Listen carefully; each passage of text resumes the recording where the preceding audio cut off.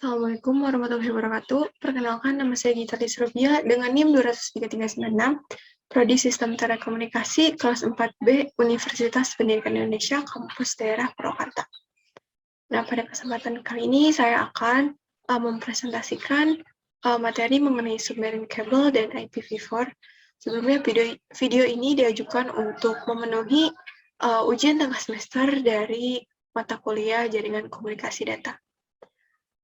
Selanjutnya saya akan share screen.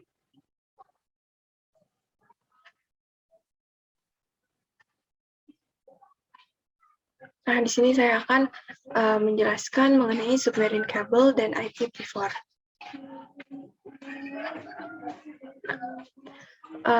Adapun outline-nya, yang pertama itu ada media transmisi, yang kedua ada internet protocol address, yang ketiga ada submarine cable, yang keempat ada IPv4. Yang pertama kita masuk ke media transmisi. Sebelumnya media transmisi ini dia termasuk pada layer 1, yaitu dengan nama layer physical, di OSI layer maupun di TCP/IP layer. Nah, media transmisi ini merupakan suatu media atau bisa dikatakan sebagai jalur yang digunakan untuk membawa data atau informasi dari transmitter menuju receiver. Maksud transmitter ini yaitu pengirim menuju ke penerima. Nah, media transmisi ini dibagi menjadi dua, yaitu media transmisi data wire atau guided, dan yang kedua yaitu media transmisi data wireless atau unguided. Nah, selanjutnya kita akan bahas satu persatu mengenai media transmisi data wire atau guided dan media transmisi data wireless atau unguided. Nah, yang pertama itu ada media transmisi data wire atau guided. Media transmisi data wire atau guided ini merupakan suatu media yang digunakan untuk mengirimkan data di mana ujung yang satu dengan yang lainnya itu sudah jelas. Contohnya itu kabel. Nah, ada kabel koaksial, twisted pair, atau terbagi menjadi dua, ada STP dan UTP, dan ada kabel serat optik. Nah, media transmisi data wire ini menyediakan jalur sinyal secara fisik. Di sini ada contoh-contohnya. Yang pertama ada koaksial kabel. Nah, koaksial kabel ini menggunakan material tembaga di mana terdapat dua bagian. Yang pertama ini ada inti, kabel inti di tengah, dan yang kedua kabel serabut di sisi samping dipisahkan dengan isolator. Nah, ini isolator, ini kabel serabutnya, dan ini pelindungnya yang berupa plastik. Nah, biasanya koaksial kabel ini digunakan untuk kabel antena, dan biasanya menggunakan konektor bayonet node konektor atau yang bisa disingkat sebagai BNC. Nah, yang kedua yang di tengah ini ada twisted pair, seperti namanya, yaitu kabel berpilin. Jadi, twisted pair ini menggunakan kabel berpasangan di mana tujuannya untuk menghilangkan efek crosstalk. Nah, di sini ada UTP dan STP. Nah, UTP ini unshielded twisted pair, dan STP ini shielded twisted pair. Nah, kedua kabel ini tuh banyak digunakan untuk jaringan LAN, dikarenakan mampu membawa bandwidth dengan jumlah yang banyak. Nah, mereka ini menggunakan konektor seri registered jack atau yang bisa disebut RJ. Nah, ini itu tergantung dari jenis kategorinya. Yang ketiga ini ada fiber optic cable atau kabel serat optik. Nah, di kabel serat optik ini tidak lagi menggunakan material tembaga atau copper, melainkan menggunakan serat optik, di mana sinyal yang dialirkan itu berupa berkas cahaya. Dan kabel ini mampu mengirimkan bandwidth lebih banyak, dan ini tuh biasanya banyak digunakan untuk komunikasi antar backbone dan LAN berkecepatan tinggi. Nah, termasuk penggunaannya itu untuk submarine cable yang akan dibahas pada slide selanjutnya. Nah, submarine cable, jadi submarine cable ini merupakan kabel-kabel yang dipasang di bawah laut untuk menghubungkan telekomunikasi antar benua. Nah, komunikasi submarine pertama ini digunakan untuk mentransmisikan data telegrafi. Dan selanjutnya pada generasi kedua itu dikembangkan lagi dan digunakan untuk mentransmisikan informasi dan komunikasi telepon.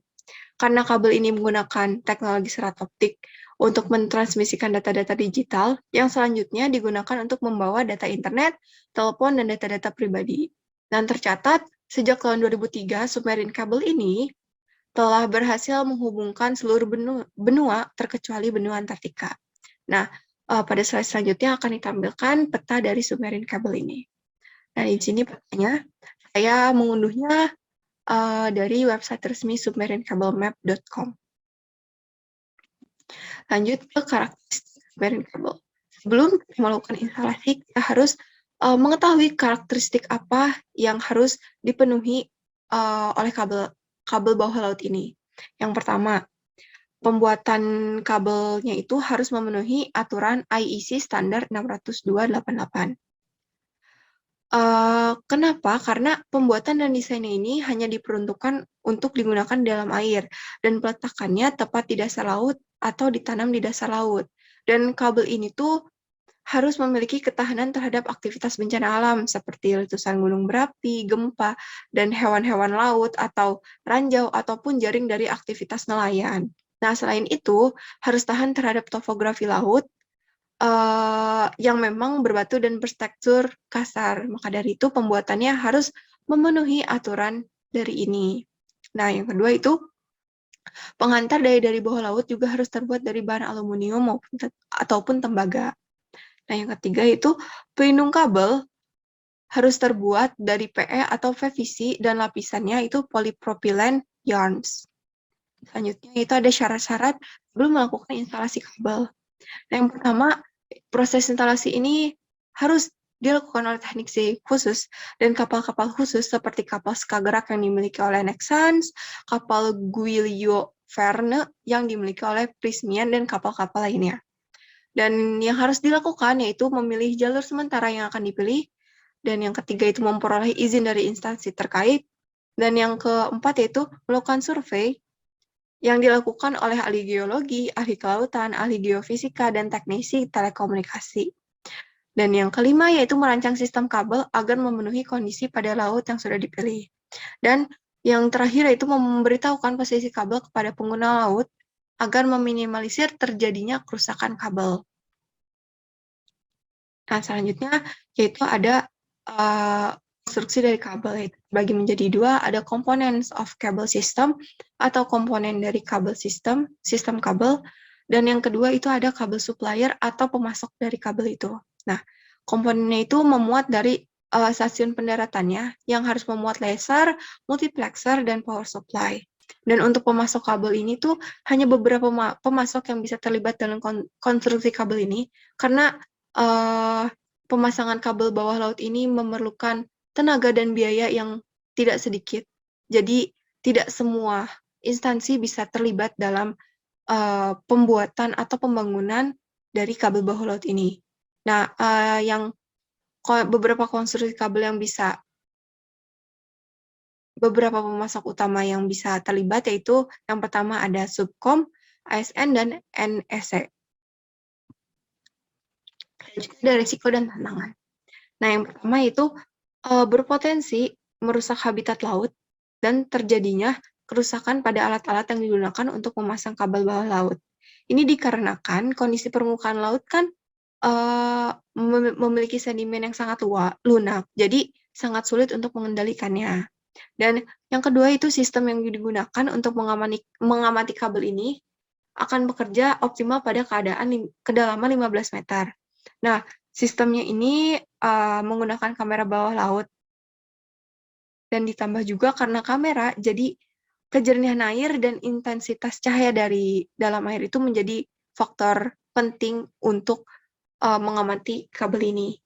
Nah, yang ketiga itu ada sangat rentan untuk dirusak oleh hewan-hewan laut dan aktivitas nelayan manusia. Seperti kabar yang beredar, katanya ikan hiu itu menggigit kabel bawah laut, tetapi seperti data yang saya ambil dari peta submarine kabel ini, nah di sini, jadi menurut data International Submarine Cable Protection Committee, gigitan ikan termasuk ikan hiu ini menyumbang 0 kerusakan atau kesalahan sejak tahun 2007.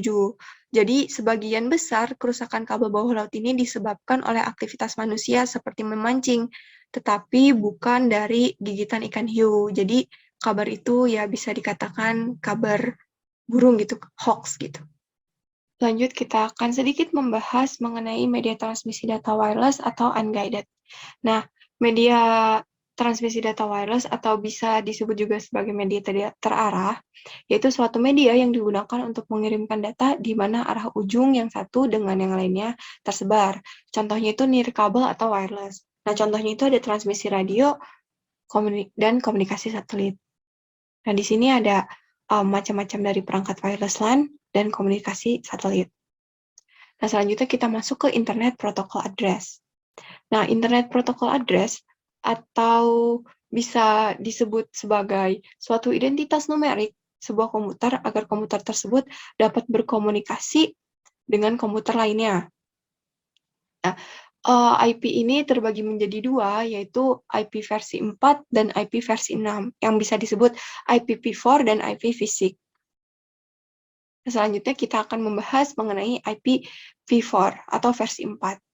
Nah, IP ini mulai dikembangkan oleh Internet Engineering Task Force atau IETF pada tahun 1981. Nah, terdiri dari 4 blok bilangan desimal yang jika dikonversikan ke bilangan biner jumlahnya menjadi 32 bit dan terdapat 232 alamat IP aktual. Maksudnya 4 blok ini, jadi ini 172 itu satu blok, 31 itu satu blok, 255 itu satu blok, dan 255 lagi satu blok. Jadi ada 1, 2, 3, 4. Dan ini ada 4 blok bilangan desimal.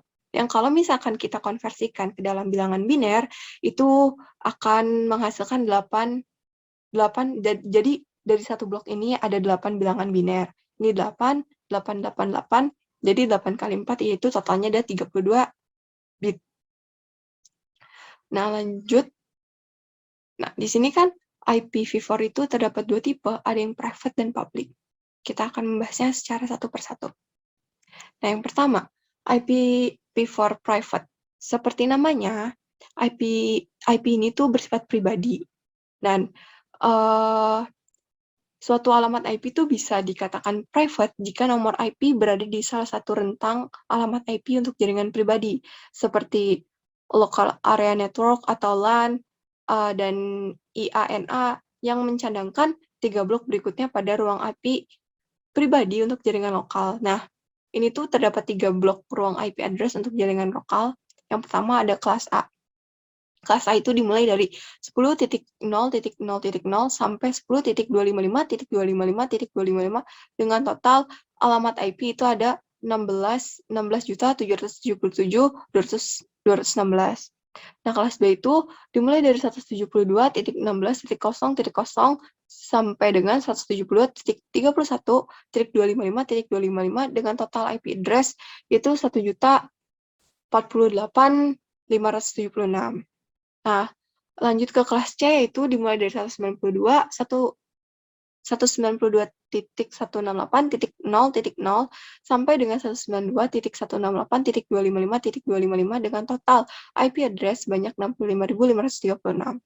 Nah, perangkat IP private ini tidak dapat langsung terhubung dengan internet. Untuk menghubungannya, kita memerlukan bantuan router atau perangkat lain yang NAT atau Network Address Translation. Nah, contoh penggunaan dari IP private ini biasanya digunakan dalam jaringan pribadi, termasuk rumah, sekolah, LAN bisnis di bandara, maupun hotel. Nah, maksudnya, jadi itu suatu IP bisa dikatakan private, misal gini. Jika jaringan A terdiri dari 10 komputer, masing-masing dapat diberikan IP mulai dari 192.168.1.1 sampai dengan 192.168.1.0 atau 10. Nah, jadi 10 komputer ini, yang komputer 1 dimulai dari angka 1, dan komputer 10 itu dimulai dari angka 10, diakhiri dengan angka 10. Jadi, administrator jaringan pribadi bebas untuk menentukan alamat IP dari pilihannya sendiri. Maka dari itu, IP ini disebut IP private. Nah, ini gimana cara ngecek IP private? Yang pertama itu cukup mudah. Yang pertama itu kita hanya memerlukan perlu membuka command prompt Nah, command prompt ini tuh sudah tersedia pada Windows. Tinggal cari di kotak search, lalu ketik command prompt, lalu kita buka, dan kita tuliskan perintah ifconfig seperti gambar di bawah ini. Sesudah ifconfig, kita enter dan akan keluar hasil seperti ini. Dan bisa dilihat bahwa IP address saya itu 192.168.137.1. Lanjut kita ke alamat IP public atau IPv4 public. Nah,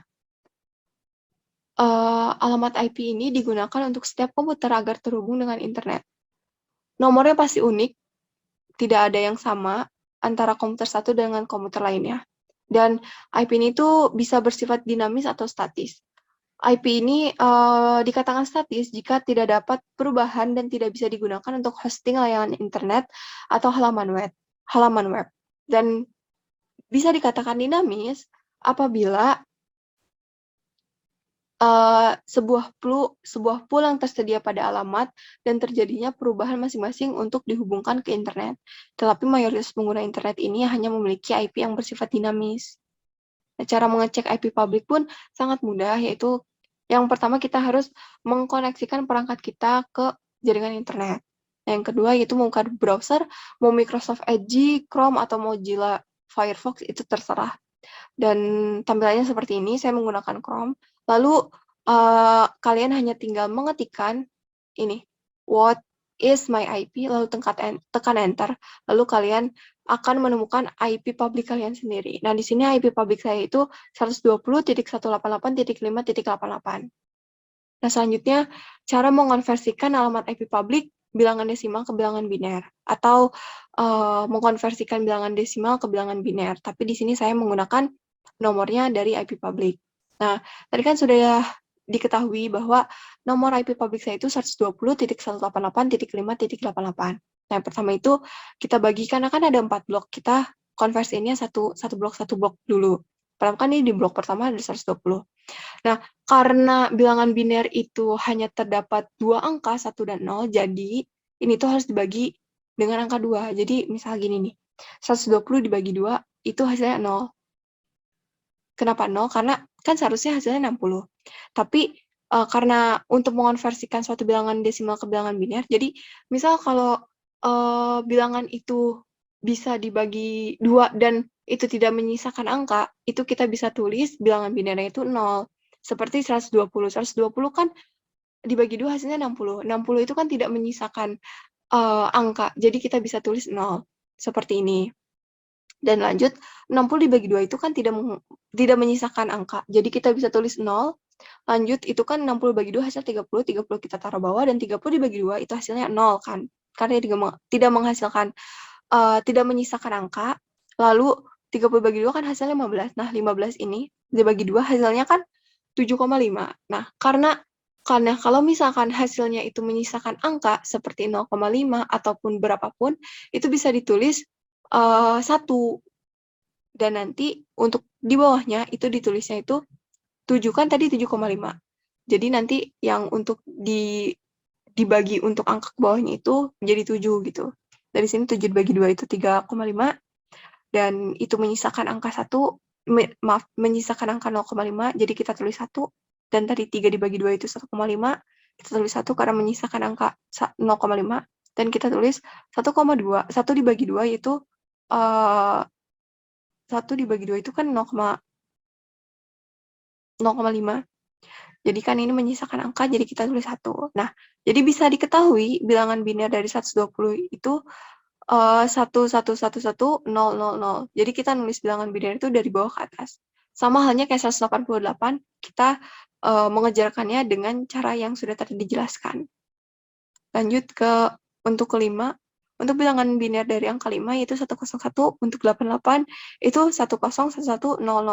Jadi bisa disimpulkan bahwa bilangan biner dari alamat IP public saya yaitu 1111000.101.101.00.101.101.101.101.100.